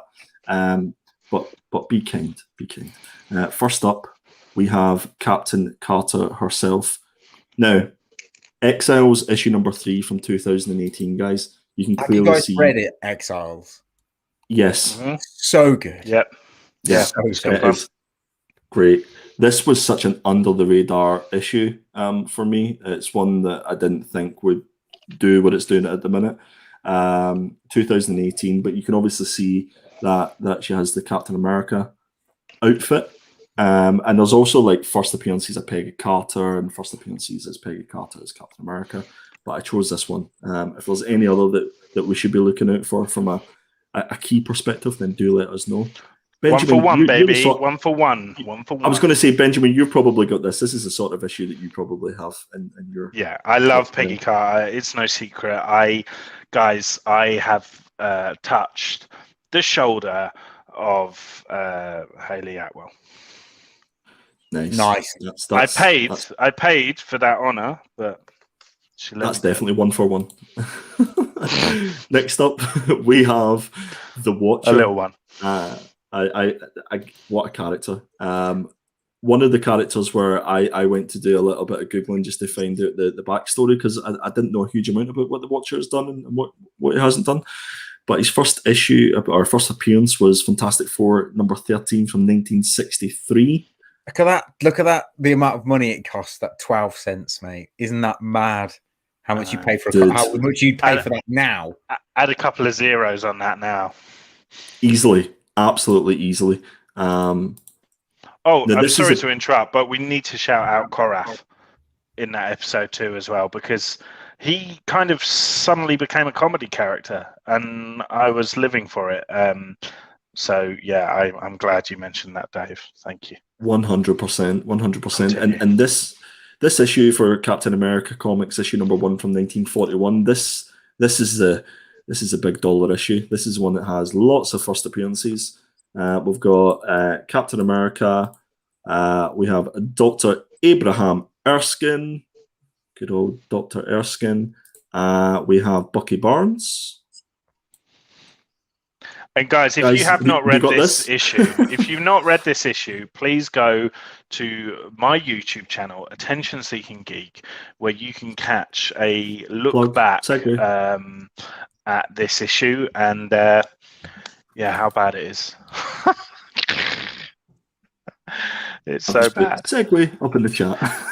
Thanks, mate. Cheers, pal. Always promoting this stuff, I'm telling you. Whenever there's an opportunity, I'll seize it. Seize it, yes. Next up, we have Nick Fury, and his first appearance was in Sergeant Fury, issue number 1 from 1963. I love that cover. That is just beaut. That whole series is fantastic. Like, it's so old school and brilliant. Superb. The first appearance of the Samuel L. Jackson Nick Fury is actually Ultimates issue 1. Correct.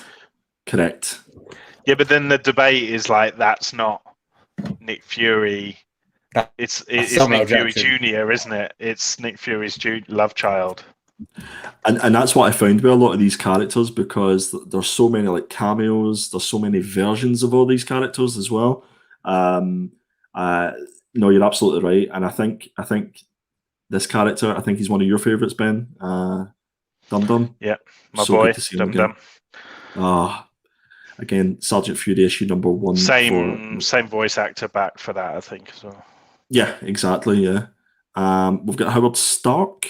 Now, I'm sure there's probably lots and lots of versions of Howard Stark, but I went for the Iron Man issue number 23. Nice. I don't know what your thoughts on that. If I'm right, chat, tell me if I'm right. Tell me if I'm wrong. I think that's Sergeant Fury. 23, did you say? Yeah. I think it is. My eyes playing up. 28, sorry. 28. It's all right, mate. I thought my eyes were playing up. Yeah, sorry. Mine's are at this point, sorry.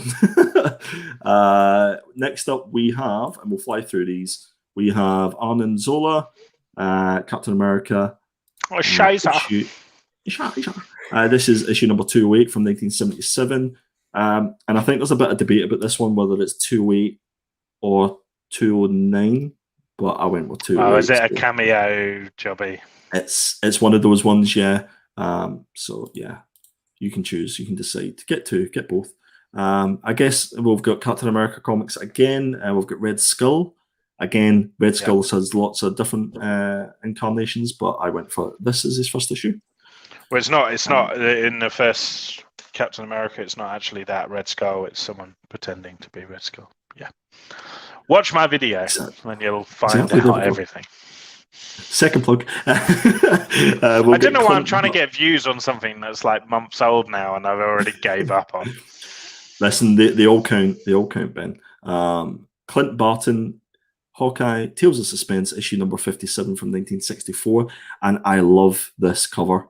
If I could pick any book up that I've on this list, if money was kind of a no object, I'd probably go for this one. I just like the cover. Good luck. Good luck getting that with white pages. Yeah, well, absolutely.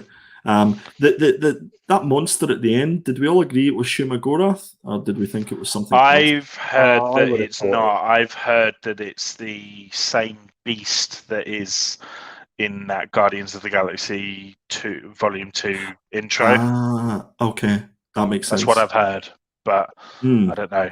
But then it does make sense, the whole theory of it being Shuma Gorath, and it's going to be the thing that ties in to the multiverse. Strange and the multiverse, and yeah.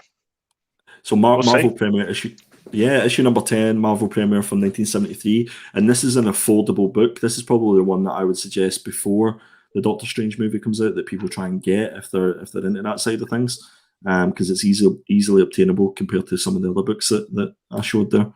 But guys, that was a bit of a deep dive into some of the keys for the first episode. I may do the same for the T'Challa episodes. Maybe do it like a week behind, but I'll see how things go. But I hope everybody enjoyed that. Yeah, I loved really it. Cool, man. I like that. While we're on the subject of keys,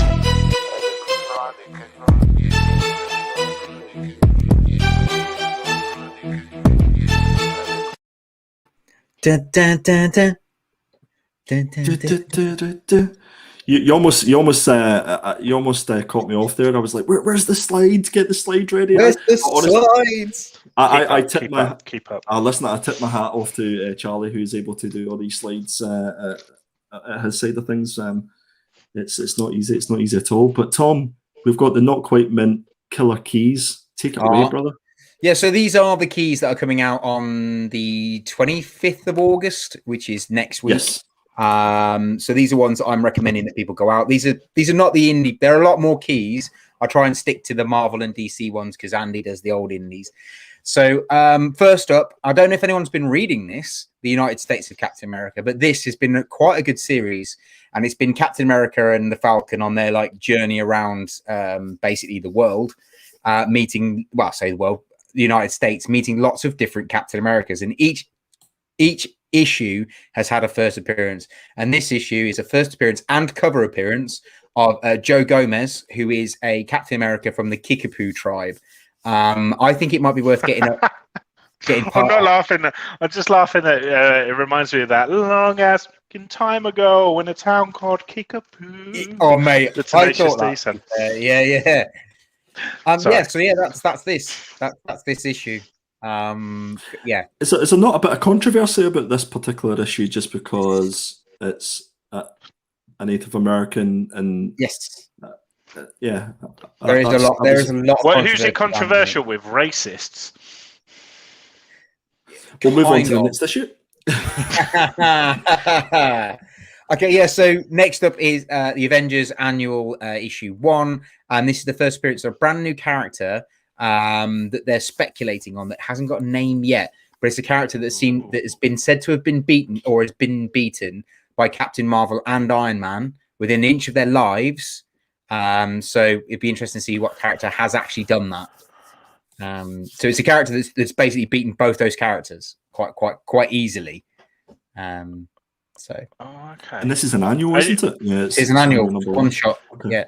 Is this the whole thing where the Infinity Stones are now people? They're within characters now. Could well be, mate. Yeah. Jed MacKay is an amazing writer, so like it should be quite a good one. So next up it's Dark Hawk issue 1. This is written by Carl Higgins, and this one should be a good one, guys, because this is a first appearance of Connor Young, who is the brand spanking new Dark Hawk. and it was all about his story, how he became Darkhawk, why he's Darkhawk, what the whole Darkhawk thing is about. You know, if you've not read a Darkhawk book, this would be a jumping on point because it gives you an idea of what it's all about. So yeah, it's good. am out. Who wants, like, come on, guys, Darkhawk, stop it. Just stop. I'm so glad you said that. Stop it's like it, flogging guys. a dead horse, isn't Stop it. I mean, how many times have they done a series for Darkhawk? This is like the 5th incarnation. Incarnation? Yeah. They should call him Dead Hawk.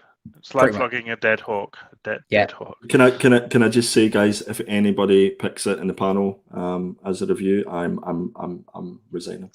You're leaving the Killer Comics show. Yes, forever. I'm out.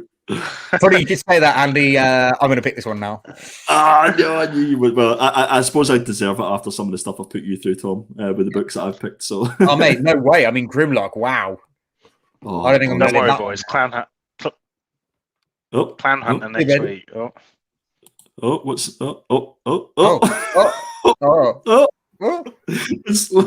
Well, that's the end of the keys. Thanks for listening, guys. Very much appreciated you here coming and listening to me wobble on for 3 books. Oh, that was fabulous. Apart from the Darkhawk book, Tom. So, to be fair, there's a lot more keys coming out next week that I haven't mentioned because I'm hoping that you're going to mention them because there's a lot more decent indie keys than there are Marvel keys next week. So hopefully you mention them. Oh, we should just chat whenever I'm doing my keys and you're doing your keys. Just let's do it. We should need to conflob on it a bit more. Do you know what we should do though next? This.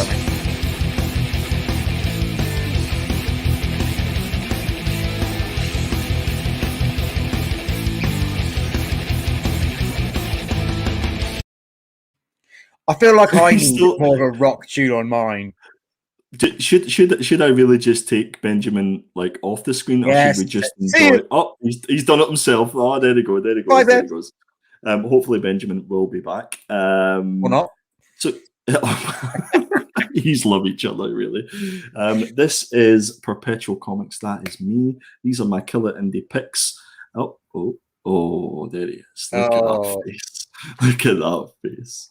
You're back just in time. You carry on without me. I'm not even here. See ya. Yes, these are my killer indie picks for next week, which is August the 25th. And I've picked 3. I've kept it low key this week. And the first one, yes. And wow, what can we say about Made in Korea? But the absolutely fantastic, the handsome, the beautiful, the gorgeous Jeremy Holt on writing duties. I think for fans of Made in Korea, this is going to be the issue that really throws some concerns into this whole title. I think there's going to be somebody who maybe dies, or there's going to be a new character that's going to be revealed, or something that's going to sort of tug on the heartstrings in this particular issue. I can just feel it. Some of the solicitations and some of the stuff that I've seen on Instagram from Jeremy would certainly allude to that.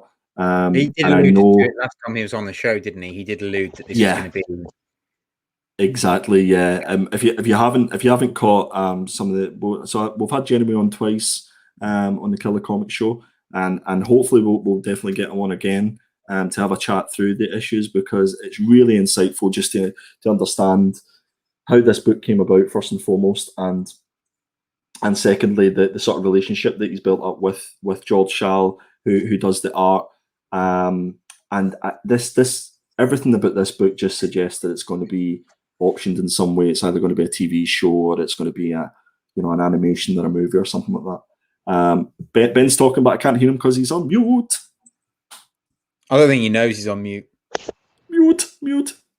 Can we hear him? I don't know what's happening. Papa, I can hear me. Oh, I can hear you now. What were you saying, Benjamin? I was saying he was very coy when he came on. Like, when someone they know, but they can't say. This is getting optioned, or has already been optioned. And there's something going on. He's had conversations with Todd McFarlane. Yeah. Todd, Uncle Todd, or What do we call Todd McFarlane? He's called the Todd Father. The Todd Father, yes. T-Dog. The main man. So there's definitely something brewing for this issue, and yeah, I for one cannot wait to see what happens in issue 4. I don't know if I'm going to like it, but there we go. Are we due as well, hopefully, to appear with our brothers over in the States on Team Nerd Herd and have a chat about this, hopefully? I am hoping so. I can see that Comics and Pops is in the chat. Yeah, so Jeff's about the guy, as well. The guys in Team Nerd Herd and Geek Driven's in as well. So, guys, if you've not subbed up to the Team Nerd Herd guys over in America, then you are absolutely missing out. The content is absolutely stellar, and hopefully we'll get the opportunity to join those guys and have a chat, whether it be about Made in Korea. Or whether it be just about comics and pickups and just in general, because there's definitely a lot of synergy and a lot of similar things that we're doing, and they're just a great bunch of guys. So go and make sure that you. That's some of the only shit I watch on YouTube. I don't watch a lot of this nonsense. Like, why you're even watching this, I don't know, but I watch those guys, and that's the gospel truth. Religiously, that's the thing. You know, I've got my Friday, Saturday, Sunday viewing, and it involves it's Drunken Chat, Son, Spine Ticks, and then Team Nerd Herd, and then Songs of Praise on a Sunday. Songs of Praise on a Sunday, and obviously, you know, you've got the Prestable Defects as well. All those guys, they're all doing absolutely fantastic work. So go and check them out if you haven't already, guys. Not much more I can say about Made in Korea. It is going to be fantastic, and I can't wait.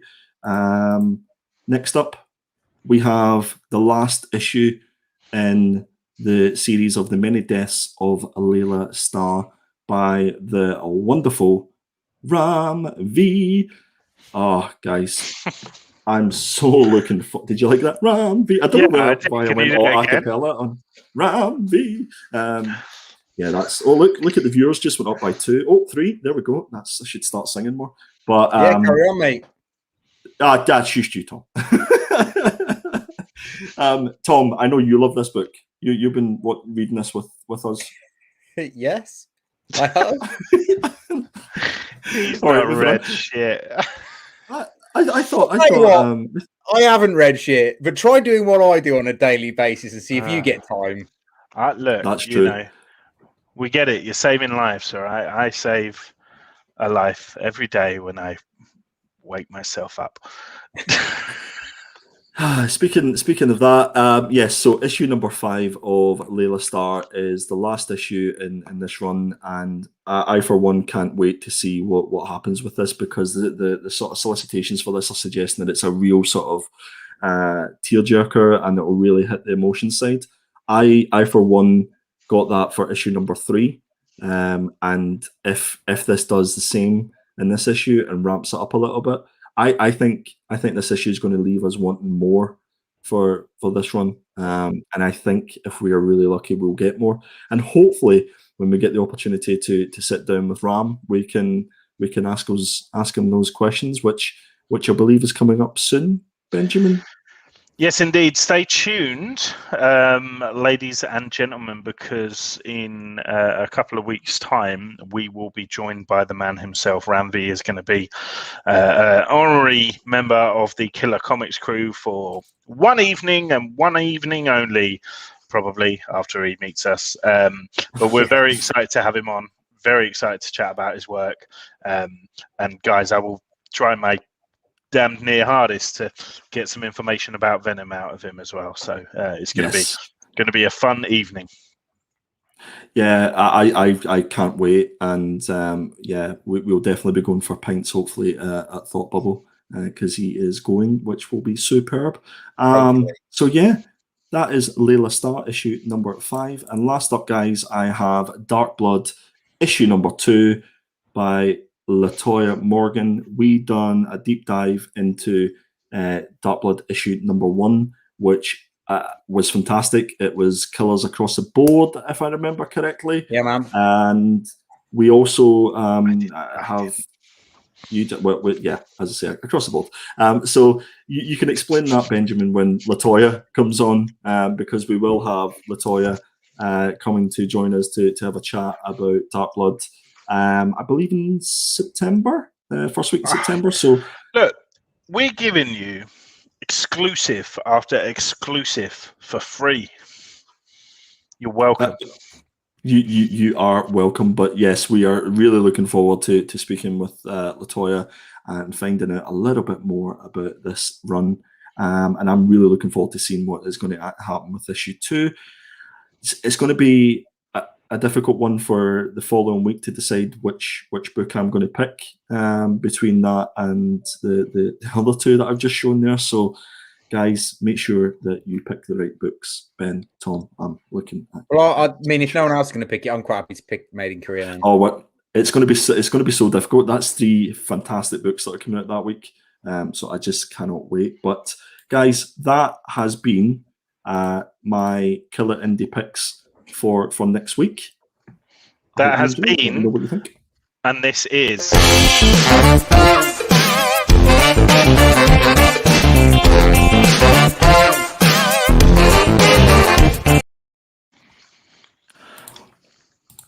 Boom. Hey guys, we saved the best till last. We really did. It's of course your favourite segment of the week, Crampton's Killer Covers for New Comic Book Day, August the 18th. That was yesterday, not today. Yesterday. Star Wars, War of the Bounty Hunters, issue 3. So Tyler Kirkham brings the drama now with this variant for War of the Bounty Hunters issue 3. It gives me shades, guys, of the Incredible Hulk issue 340 with the kind of Vader in the reflection of Boba's visor. This series has been brilliant so far, and I can't wait for the beef between Fett and Vader to escalate. If you listen carefully, guys, listen, you can actually hear the sound of the saber. Can you hear that shit? That's uncanny. Okay, next slide, please. Next slide. Can you do the lightsaber again? Just there we go.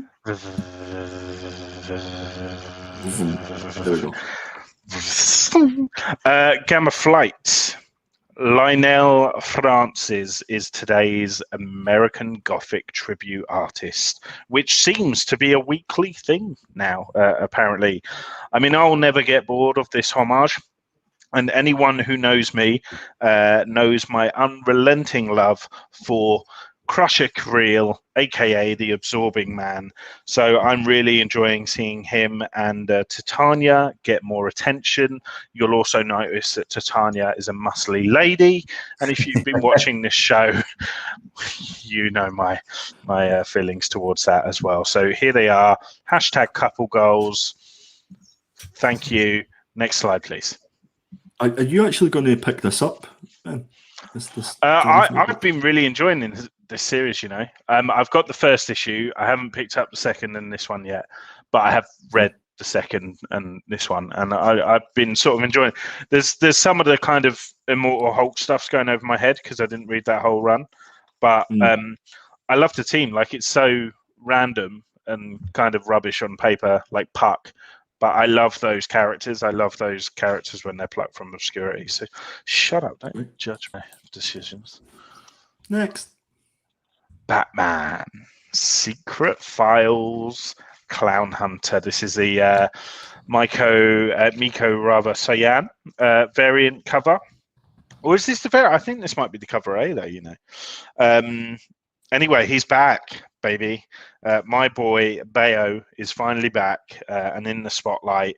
I think Nico Cyan's done a great job capturing this little lunatic punk in all of his glory, with some nasty ass clowns there at the bottom, ready to be bashed. I love the Shepherd's Delight, Red Sky at Night sort of effect on this. Awesome character. Awesome cover. That's the end of the slides. Back to you, Prime Minister. I really like this cover. I'm really looking forward to actually reading the story as well. Yeah, because definitely. we need more Clown Hunter in our life, as far as I'm concerned. So, really looking forward. I've read this. and next week it is my choice. So you guys are going to have to read it, whether you like it or not. I'm happy with that. Whether you like it or not, baby, take it in. Nice. I just had that there for the whole show, and I felt like Michael Keaton's pout needed to get the spotlight it deserves.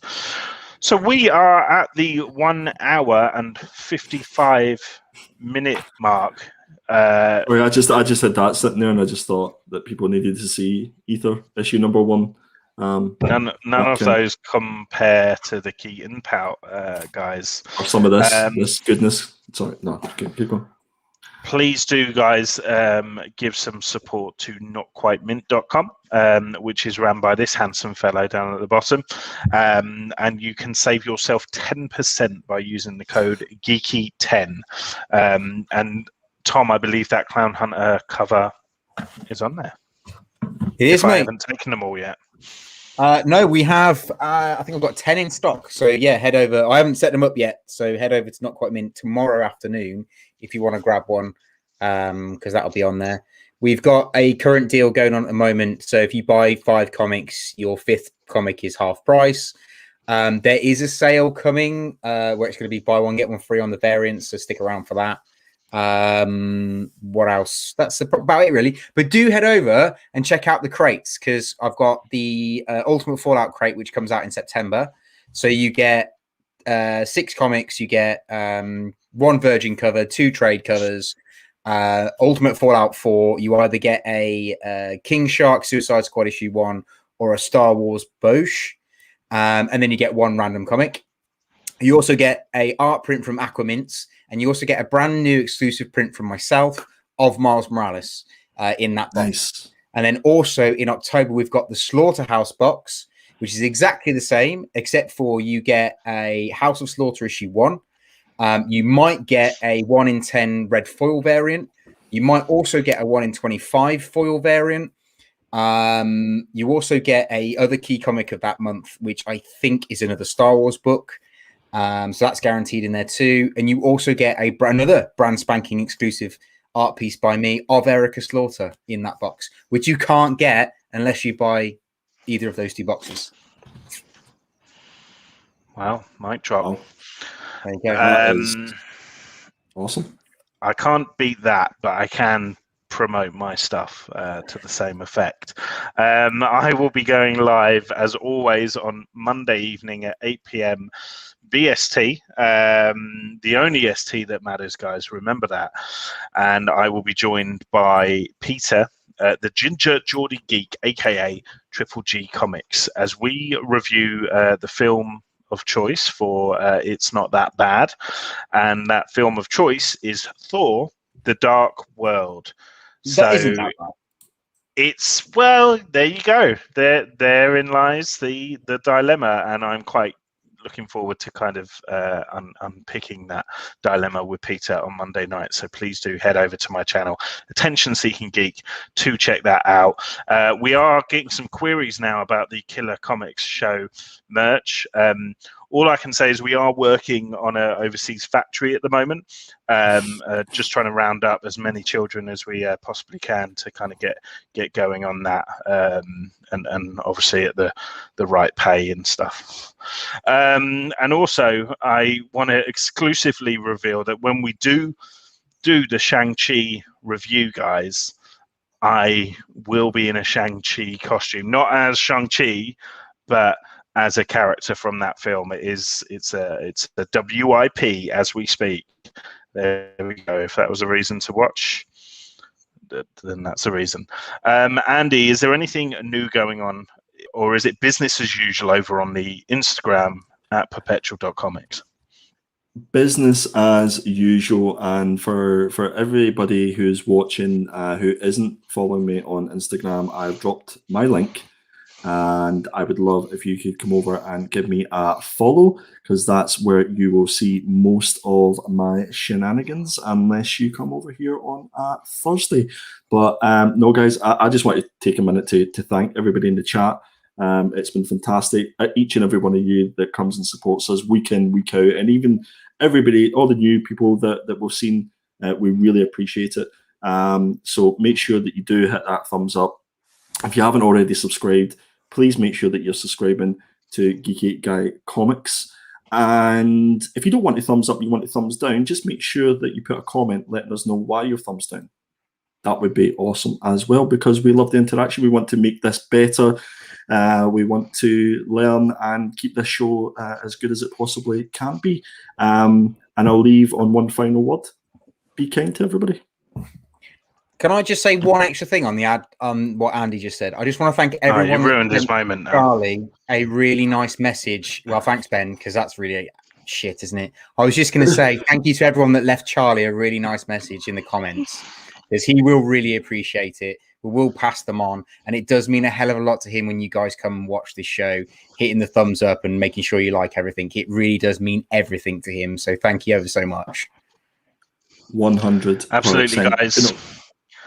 Couldn't have said We it better will be myself. back next week, same time, 9 p.m. BST every Thursday, without fail. It will be some kind of version of the four of us, if not the four of us. Love and well wishes out to Charlie and the family.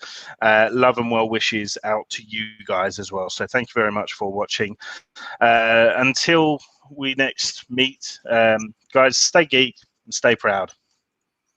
Say goodbye, lads.